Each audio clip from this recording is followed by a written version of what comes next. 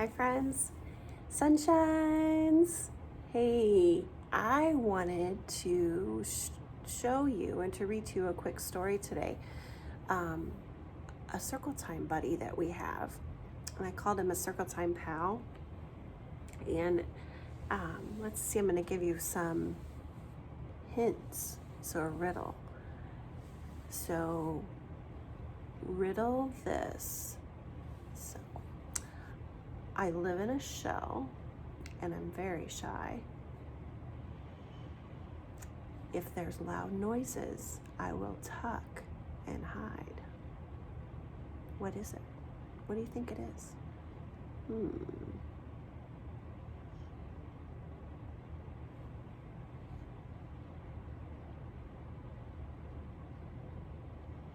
It's a turtle. It's a turtle. This is our circle time buddy. He's just a puppet, so my hand fits inside of him, but I can make him come alive. So he's waving at you. Oh, Tuck. His name is Tuck. Tuck, are you being a little shy today? Tuck, it's okay. Do you want to come out? What do you think, friends? So at circle time, we can get kind of loud. And remember in the riddle, I told you that turtles tuck inside when it's loud. It's real quiet in here right now. Miss Weber went home. She went to go eat her lunch. And I'm about ready to go eat my lunch because I have to teach the Starlights class this afternoon. But I wanted to read you this story. So let me see if I can get Tuck to come out. I'm going to whisper.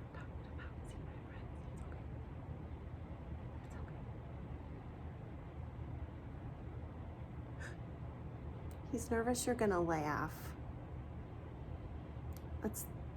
No, Tuck, they're nice. There's a new sunshine class. They're not gonna laugh at you. Why are you so sad? Oh, friends, I know why. Tuck's wearing a mask. And right now, sometimes when we're out, Tuck, we have to wear a mask. And it's okay, but it's just me and you, but we're not social distancing very well because he's kind of close to my face. But this is Tuck. Oh, Tuck, and your mask is falling off. So Tuck wears a mask because that's the safe thing to do. And if he was here at school, when we all come back to school, we'll all be wearing masks. Well, Tuck does have a mask on today for our circle time. But Tuck, do you want to keep your mask on for our story? Okay, because we are kind of close. So I have a story for you. Do you want to hear it, Tuck? Okay. Should we tell him what the title of the book is? I can't really hear him very well because he has his mask on. It's hard to talk with masks.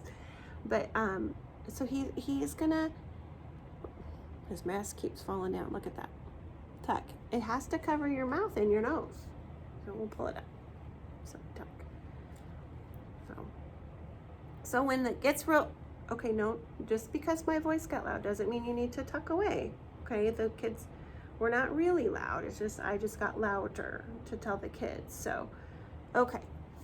So, Tux wants me to read a story, and it's about a bear who goes to school, and he has a teacher, and I'm your teacher, and Mrs. Weber's your teacher. So let's listen to the story, okay? Okay. All right, Tuck. I'm going to put Tuck down. Oh, he's just going to sit on my lap. All right. So here's the book, A Teacher for Bear, by Anne-Marie Pace, and illustrated, so that's the drawer, the picture. The artist is Mike Wonauka. That's a different last name, isn't it? Wonauka. Bear knew everything there was to know about school before he even got there. His older sister Bella had told him all about it. Every morning, Miss Fern stands in the classroom door and she shakes hands, Bella said. Then you'll have circle time, reading time, and snack, and I like to be the helper. When it's time to go home, Miss Fern shakes hands again, but instead of saying goodbye, she says, "See you when you're older." On the first day, Bear sent Mama away at the schoolhouse door. He wasn't afraid because he knew just what to expect. All by himself, Bear marched down the hall to Miss Fern's classroom and stuck out his hand ready to shake it. Miss Fern smiled when she saw him, but instead of shaking hands, "Hello, Bear," she said. "We have so many new students there are 2 teachers now. You are in Miss Teasel's class across the hall." Bear looked. There was no teacher to shake his hand. "You guys have 2 teachers, me and Miss Weber." Inside the new classroom, Miss Teasel was handing out name tags. "Hello, Bear," she said. "You may take a seat and decorate this." Remember when you came to school last week? Was it last week? And you did that table activity with us? Yeah. While Bear colored, he kept looking at the clock. 2 minutes passed and then 5. Miss Fern must have started circle time by now, but Miss Teasel was still walking around the room talking to the other students. Finally, Bear got up and tugged on Miss Teasel's sleeve. "When is circle time?" he said. "We don't have circle time, Bear," said Miss Teasel. "First we do art and then we have a morning meeting." "Miss Fern has circle time first," said Bear. "I see," said Miss Teasel. "Well, I do things a little different." But Bear wanted to do things the way Bella had told him. He didn't want to do things differently. I think he was a little confused because he was expecting something else. You know, that made me think, maybe if you had Mrs. Schultz last year, maybe you're thinking that you're missing her a little bit and you wish you had her as a teacher and kind of shy about Mrs. Merrill and Miss Weber, but don't be, because we're going to be great friends. And you can still love Mrs. Schultz too. I love Mrs. Schultz and Mrs. Sampson. I love that. Did you know Mrs. Schultz taught my daughters and my son? Yeah. After morning meeting, Miss Teasel clapped her hands. "It's time for story. Carpet, everyone," she called. The children gathered on the rug in the front of the room. "Miss Fern calls it reading time," said Bear. "I see," Miss Teasel said. "Well, we do things differently." Bear didn't want to do things differently. Look, there's a calendar. It even says September. Huh.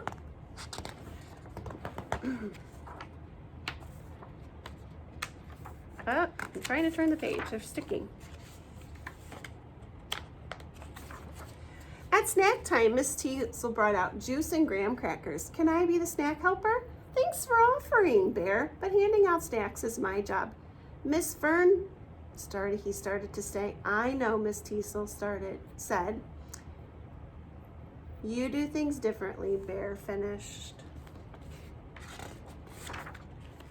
Miss Teasel knelt down beside him. "Bear, I get this feeling that you want to be in Miss Fern's class." Bear looked down at his feet. "Yes," he said. I knew her already. My sister Bella was in her class last year." "Do you want to know a secret?" said Miss Teasel. Bear nodded his head. "Miss Fern was my teacher too. I want to be a good teacher like she is, but I don't want to be a copycat. I want to do it my own way." Bear nodded, but he didn't really understand. He tried to eat his graham cracker, but he wasn't very hungry. Nothing was turning out the way he had expected it to. After snack time, Miss Teasel passed out colored paper. "We are going to make some autumn leaves to decorate the classroom," she said.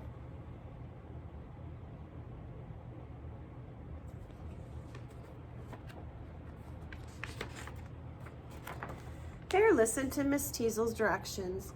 He started to cut his colored paper according to her pattern. Suddenly, he got a different idea. There was a tree in the yard with leaves shaped just like a mitten. Instead of Miss Teasel's pattern, he wanted to use his hand. "Why aren't you using the pattern, Bear?" Miss Teasel asked gently.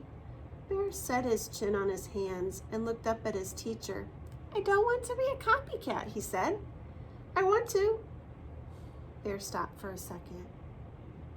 "You want to do it your own way?" Miss Teasel asked. "That's fine, Bear."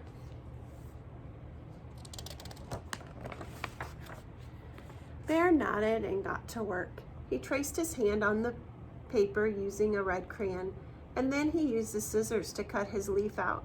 Finally, he colored it. "Why, Bear!" Miss Teasel exclaimed. "What a wonderful leaf!" Bear felt proud.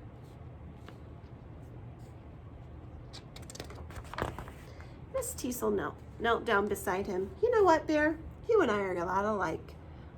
We like doing things our own special way. That doesn't mean we can't do something that other people do. Is there one thing you'd like me to do the same way as Miss Fern?" Bear whispered in Miss Teasel's ear. That afternoon, when it was time to go home, Miss Teasel stood by the door and said goodbye to her two students. And then she said, "See you when you're older." That was just like his sister Bella's teacher. When it was Bear's turn, instead of shaking Miss Teasel's hand like everyone else, he gave her a high five. "I see we're doing things our own special way, Bear," Miss Teasel said, smiling. Bear nodded. "We sure are." Well, I hope you enjoyed that story. And let's see if Tuck did. Tuck, did you like the story? Oh, his head is shaking a lot. So Tuck, what should you tell the boys and girls? What should you tell? Right. So there's going to be things that you're going to learn with Mrs. Merrill and Miss Weber that are going to be different. And maybe mommy and daddy at home, because they're your home teachers, right? They're your parents, and they're going to help you with the things and activities that we send home. We're going to give you directions, but mom and dad are there to guide you. But we want you to do your own work yourself. And we are hoping you're not telling mommy and daddy, "No, not today, Mom. I'll do it tomorrow." Or maybe you're saying, "You write my name, Mom." That's not mommy's job. Mom and dad already went to preschool a long time ago. And grandma and grandpa went to preschool, or maybe your nanny or your babysitter, they already went to preschool. It's your turn. It's your turn. And it's a little different having to do preschool at home. But we want you to write your name and to listen to your teachers and your directions. And I hope you are doing your suitcase story, because that is going to tell us so much about you. It is, just like you learned a lot about us. And I forgot to tell you, in Ohio, they say this, OH, and then people say back, IO, because that is, and then they say, "Go Bucks." That's what they do in Ohio for the Ohio State Buckeyes. So that's something that different, just like in Bear, he wanted it to be different. And we may not high five, we probably will do a little elbow bump on the playground. Wear your mask on Friday if you're coming to play on the playground. Hopefully it won't be too hot to wear a mask. We will be outside. Parents, looking forward to seeing you guys. There's a patio, you can social distance over there while the kids play. Can't wait to see you. I hope you guys enjoyed this story. Love you guys. See you.